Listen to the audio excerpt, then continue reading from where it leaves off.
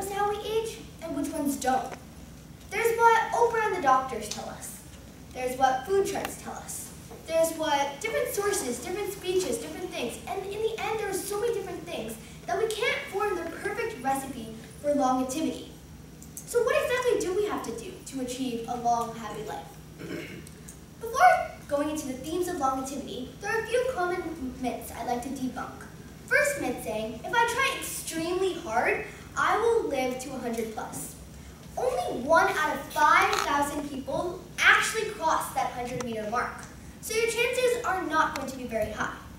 We as humans are just not built to live to such extreme age. So you're probably asking me, if we are humans just not built, why am I talking to you here today? Which brings me to my next myth, which is treatments can possibly slow or even stop aging. This is most definitely false. There are just so many things that can go wrong in our body.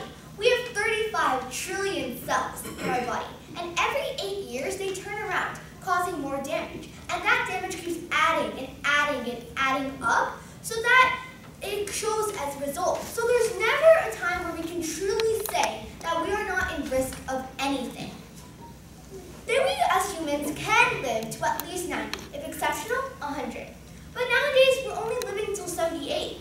So we can either choose to gain those 12 years, or we can either choose to lose those 12 years. But how do we do it? There are many different theories. Theory number 1. Genetics and what we consume and how we exercise are very important factors into how we age. Genetics are an important part to how we age. But there was a Tannis twin study made, saying that only 10% of it was actually depending on our genes. The other 90%, how we live our life, which took scientists to think that it was based on how we consume our food and how we exercise. We have to take a very, very careful diet in order to process and keep our bodies strong. And it's important to exercise. But a story that my health teacher brought up that I think is very important, that there are these people that come in with these expensive $50 vitamin D packets, and they barely even exercise when they go to the gym or anywhere, and then they run back, and then they have to shake it up and drink that protein shake. But what does it really do that if we don't actually exercise? But why do we exercise? We exercise because every time we exercise, there's a small tear in our muscles, and it's not like an injury tear.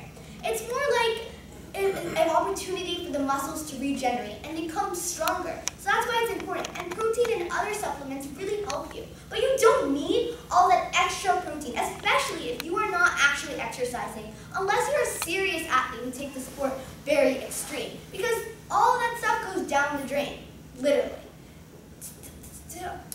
Theory number 2. It's more than that, it's how we live our life. So what exactly does it mean when it says how we live our life? Well, scientists think that more than just a diet and exercise and our genetics, it's really how we think, because what we think leads to what we do, and what we do leads to our health. So to actually find out how we're supposed to live their life, scientists are trying to find blue zones, and one of these blue zones was in an island called Sardinia. And mostly in the Highlands area, there are these people that are living 100 plus. They're walking down the streets like casually. They ride a motorbike to work. They chop wood. They can beat a guy 60 years younger than him. And they act like it's all casual. But what are they doing different than what we're already doing here?